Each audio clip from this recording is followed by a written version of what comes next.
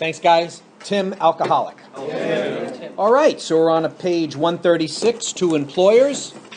One of the few texts in the book that's not written by the big book authors. It's written by a specific person. And once we get into that, we'll talk about some of those details. So this is also the third chapter of our Al-Anon chapters that are geared towards the non-alcoholic. But as I've said several times, I think there's a lot of good information in here for the alcoholic, the sponsor, and just how we deal with other alcoholics on in our sober network. So let's get going. To employers. Among many employers nowadays, we think of one member who spent much of his life in the world of big business. He has hired and fired hundreds of men. He knows the alcoholic as the employer sees him. His present views ought to prove exceptionally useful to businessmen everywhere. But let him tell you. So this is the only paragraph that's written by the big book authors. It now leads us into a text which is written by Hank Parkhurst. Hank Parkhurst was AA number 5, and he was the first guy that Bill Wilson got sober in New York after he got back to the city. And Hank Parkhurst, as it alluded to in the first paragraph there, where it says he spent much of his life in the world of big business. He was a salesman, a sales manager actually, at Standard Oil. So he was a hard-driving guy and knew the alcoholic very well because, as it turns out, he was one of us. He was also instrumental in coming up with the stock scheme, the Works Publishing stock scheme, so that we would be able to collect money in order to get the book published. And he also wrote The Unbeliever, first edition, The Unbeliever. That's Hank's story. It's not in the big book now because he did end up going out and drank. As soon as the big book was published, he lost his sense of purpose, lost all the information he had. All the self-knowledge he had went out the door. And him and Bill were at loggerheads for quite some time. And I think it was 15 years later, in the early 50s or the mid-50s, he died at age 57, active alcoholic. And he's also referred to in the doctor's opinion. He's the guy with the gastric hemorrhage. He's the guy that Dr. Silkworth is referring to and not recognizing him. And so you can see you can have a spiritual experience. You can be instrumental in doing great things. I would also go so far as to say he's a contributing editor of the big book. When you see there is a book that Hazelton has put out of a scanned example of the working manuscript, and you see his handwriting all over the border. So he was instrumental in a lot of aspects of the big book. The primary thing I'd give him, though, was that Bill, although he's the creative force, the primary creative force, he did suffer from depression, and he went, fits and starts, and he'd get going. And no, Hank Parkhurst cracked the whip and made things happen. So if it wasn't for him, the book may not have come to completion. So let's hear what Hank has to say. I was at one time assistant manager of a corporation department employing 6,600 men. One day my secretary came in saying that Mr. B insisted on speaking with me. I told her to say that I was not interested. I had warned him several times that he had but one more chance. Not long afterward, he had called me from Hartford on 2 successive days, so drunk he could hardly speak. I told him he was through, finally and forever. My secretary returned to say that it was not Mr. B on the phone. It was Mr. B's brother, and he wished to give me a message. I still expected a plea for clemency, but these words came through the receiver. I just wanted to tell you Paul jumped from a hotel window in Hartford last Saturday. He left us a note saying you were the best boss he ever had, and that you are not to blame in any way. Another time, as I opened the letter which lay on my desk, a newspaper clipping fell out. It was the obituary of one of the best salesmen I ever had. After 2 weeks of drinking, he had placed his toe on the trigger of a loaded shotgun. The barrel was in his mouth. I had discharged him for drinking 6 weeks before. Still another experience. A woman's voice came faintly over long distance from Virginia. She wanted to know if her husband's company insurance was still in force. 4 days before, he had hanged himself in his woodshed. I had been obliged to discharge him for drinking, though he was brilliant, alert, and one of the best organizers I had ever known. So in that short 2 paragraphs, we've seen 3 suicides on his watch prior to him becoming involved in AA. But, it does, and I'm sure we all have these stories, but I had 2 that really surprised me. They were not my sponsees, but they were fairly close friends in my old home group. But one had 5 years, and like all of a sudden the shine went off the apple, and he just wasn't that interested in the thing anymore. And he went out and he drank, and his secondary drug of choice was coke. And could not get back in, 30 days, 20 days. He played this game for like a year. Hung himself through frustration. He just didn't think it was going to work out for him. And another guy was actually even more of a surprise. The guy had 20 years. He was the most vocal guy in our Friday Big Book meeting. Always sat outside the circle, but always had gems to nail you with. You'd think you had something, and he'd go, he'd just go down a completely different road that would open my eyes to a richer experience. And 20 years, went out, 4 months, hung himself. That quick. So it does. Hearing those things constantly remind me how this is such a serious game. I mean, we joke around, the coffee, the cookies, we're playing games, we're out in the parking lot, we're doing all those things. But we're working on a very fatal illness. We're playing with fire. Here were 3 exceptional men lost to this world because I did not understand alcoholism as I do now. What irony! I became an alcoholic myself. And but for the intervention of an understanding person, Bill Wilson, I might have followed in their footsteps. So how is he understanding? He's understanding because he figured out, he was a synthesizer, he got all the information that was out there currently in 1935 and figured out that this illness was not solvable by self-will. It is beyond choice. The real alcoholic is beyond choice. The only choice they have is to do the work. My downfall cost the business community unknown thousands of dollars, for it takes real money to train a man for an executive position. This kind of waste goes on unabated. We think the business fabric is shot through with a situation which might be helped by better understanding all around. Nearly every modern employer feels a moral responsibility for the well-being of his help, and he tries to meet these responsibilities. That he has not always done so for the alcoholic is easily understood.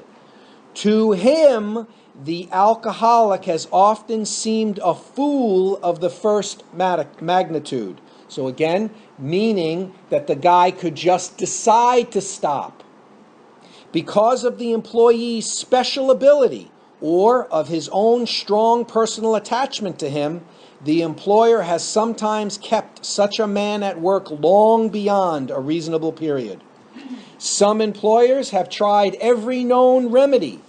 In only a few instances has there been a lack of patience and tolerance.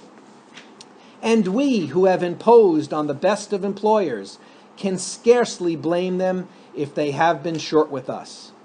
Here, for instance, is a typical example. An officer of one of the largest banking institutions in America knows I no longer drink. One day he told me about an executive of the same bank who, from his description, was undoubtedly alcoholic. This seemed to me like an opportunity to be helpful. So I spent 2 hours talking about alcoholism, the malady, and described the symptoms and results as well as I could. His comment was, "Very interesting, but I'm not sure this man is done drinking. He has but I'm sure this man is done drinking.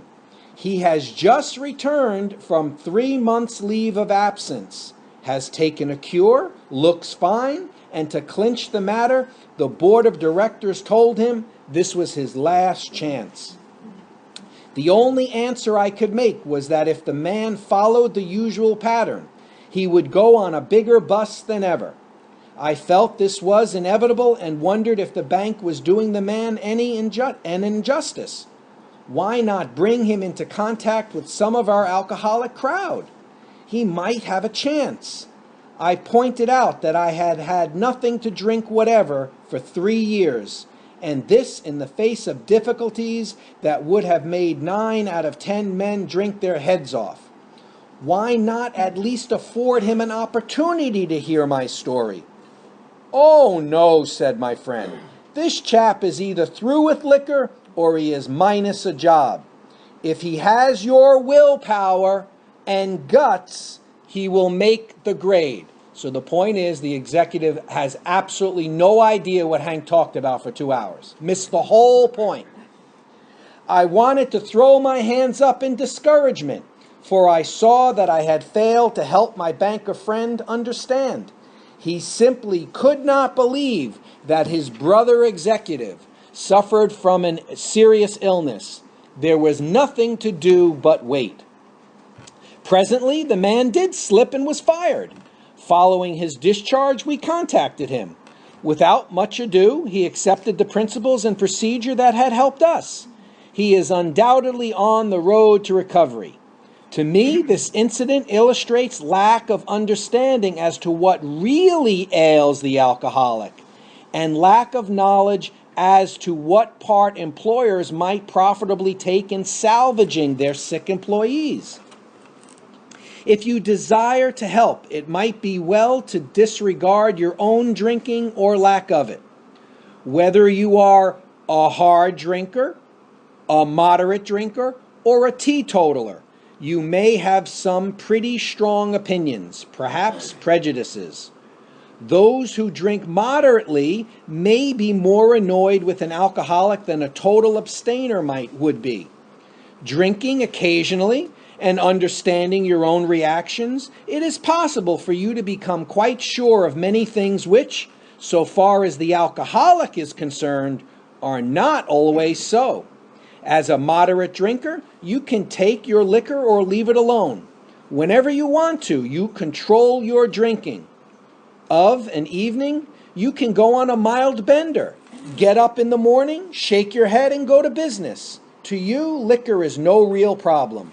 You cannot see why it should be to anyone else, save the spineless and stupid. Again, referring to self-will. When dealing with an alcoholic, there may be a natural annoyance that a man could be so weak, stupid, and irresponsible. Even when you understand the malady better, you may feel this feeling rising. Even with people in AA, and I'm guilty of it too, sometimes I'm annoyed at the guy, like, you did it again, right? A look at the alcoholic in your organization is many times illuminating. Is he not usually brilliant, fast-thinking, imaginative, and likable? When sober, does he not work hard and have a knack of getting things done? If he had these qualities and did not drink, would he be worth retaining? Should he have the same consideration as other ailing employees? Is he worth salvaging? If your decision is yes, whether the reason be humanitarian or business or both, then the following suggestions may be helpful. Can you discard the feeling that you are dealing only with habit, with stubbornness, or weak will? If this presents difficulty, rereading chapters 2 and 3. So there is a solution and more about alcoholism. So that's steps 1 and 2. Right? It's not by mistake we're reading that, right? where the alcoholic sickness is discussed at length might be worthwhile. You, as a businessman, want to know the necessities before considering the result. If you concede that your employee is ill, can he be forgiven for what he has done in the past? Can his past absurdities be forgotten? Can it be appreciated that he has been a victim of crooked thinking? That's the mental part of the illness, directly caused by the action of alcohol on his brain. That's the physical. So mental obsession, phenomena of craving, physical allergy, right? Those are the two aspects of the illness. I well remember the shock I received when a prominent doctor in Chicago told me of cases where pressure of the spinal fluid actually ruptured the brain. No wonder an alcoholic is strangely irrational. Who wouldn't be with such a fevered brain? Normal drinkers are not so affected, nor can they understand the aberrations of the alcoholic. So aberrations, I used my little trusty dictionary I always refer to, a departure of what is normal or expected. So this is like odd behavior kind of thing, right? Your man has probably been trying to conceal a number of scrapes, perhaps pretty messy ones. They may be disgusting. You may be at a loss to understand how such a seemingly above-board chap could be so involved. But these scrapes can generally be charged, no matter how bad, to the abnormal action of alcohol on his mind. When drinking or getting over about, an alcoholic, sometimes the model of honesty when normal, will do incredible things. Afterward, his revulsion will be terrible. Nearly always, these antics indicate nothing more than temporary conditions. This is not to say that all alcoholics are honest and upright when not drinking. Of course that isn't so.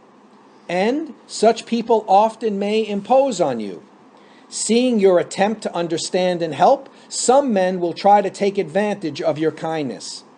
If you are sure your man does not want to stop, he may as well be discharged. The sooner, the better. And why would we say that? If he doesn't want to stop, we'd want to not enable him. We'd want to help create the bottom. Because it's only in the bottom, the gift of desperation, that the channel opens up for us to do the work. But there is a caveat, and watch what he does here. He plays a very good game. You are not doing him a favor by keeping him on. Firing such an individual may prove a blessing to him. It may be just the jolt he needs. I know in my own particular case that nothing my company could have done would have stopped me for so long as I was able to hold my position. I could not possibly realize how serious my situation was. That's a bottom. Had they fired me first, and had they taken steps to see that I was presented with the solution contained in this book, I might have returned to them 6 months later a well man. But there are many men who want to stop, and with them you can go far. Your understanding treatment of their cases will pay dividends. Perhaps you have such a man in mind. He wants to quit drinking, and you want to help him, even if it be only a matter of good business. You now know more about alcoholism. You can see that he is mentally and physically sick.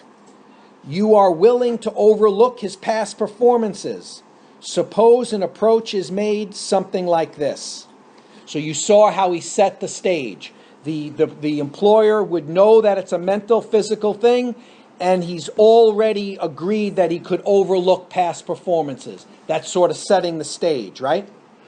State that you know about his drinking and that it must stop. You might say you appreciate his abilities, would like to keep him, but cannot if he continues to drink. A firm attitude at this point has helped many of us. We see this even with spouses, right? They take a really strong stance like, You can't come back here. I've changed the locks. Sometimes that's the kicker, right? Next, he can be assured that you do not intend to lecture, moralize, or condemn. That, if this was done formally, it was because of misunderstanding. Misunderstanding of what? The illness. If possible, express a lack of hard feeling toward him. At this point, it might be well to explain alcoholism, the illness. And what would that mean? Doctor's opinion. That's really all you have to do. Say that you believe he is a gravely ill person with this qualification. Being perhaps fatally ill, does he want to get well? So that's, you've raised this. Remember, our message is supposed to be have depth and weight. Well, I got news for you. A fatal illness has weight, right? You ask because many alcoholics, being warped and drugged, do not want to quit. But does he? Will he take every necessary step, submit to anything to get well, to stop drinking forever? If he says yes, does he really mean it? Or down inside, does he think he is fooling you, and that after rest and treatment he will be able to get away with a few drinks now and then? We believe a man should be thoroughly probed on these points. That's a great sales technique. That's pre-qualifying, right? Your success rate goes up when you pre-qualify, right? Be satisfied he is not deceiving himself or you. Whether you mention this book is a matter for your discretion. If he temporizes, and that just means avoiding making a decision to gain time. If he temporizes and still thinks he can ever drink again, even beer, he might as well be discharged after the next bender, which, if an alcoholic, he is almost certain to have. He should understand that emphatically. Either you are dealing with a man who can and will get well, or you are not. If not, why waste time with him? This may seem severe, but it is usually the best course for, particularly for the alcoholic. But even the hard drinker, if they're not really alcoholic, but they call in sick on Monday, their work is crap and whatnot, he's even suggesting they fire the guy anyway, right? He's saying that. After satisfying yourself that your man wants to recover and that he will go to any extreme to do so, you may suggest a definite course of action. For most alcoholics who are drinking or who are just getting over a spree, a certain amount of physical treatment is desirable, even imperative. Why? Because you can die from detoxing from booze. It's not a game, right? Go to the doctor. Even if you're not sure, go to the doctor. It's very important there, right? The matter of physical treatment should, of course, be referred to your own doctor. Whatever the method, its object is to thoroughly clear mind and body of the effects of alcohol. In competent hands, this seldom takes long, nor is it very expensive. Your man may fare better if placed in such physical condition that he can think straight and no longer craves liquor. So that there's the twofold illness again, right? That he can think straight, mind's clearing, and no longer craves liquor. Phenomenon of craving, right? So there it is again. If you propose such a procedure to him, it may be necessary to advance the cost of treatment. But we believe it should be made plain that any expense will later be deducted from his pay. It is better for him to feel fully responsible. If your man accepts your offer, it should be pointed out that physical treatment is but a small part of the picture. How many times do we see it that somebody goes to detox and rehab and they said, okay, I'm done. No. Now we begin. I haven't started yet. right?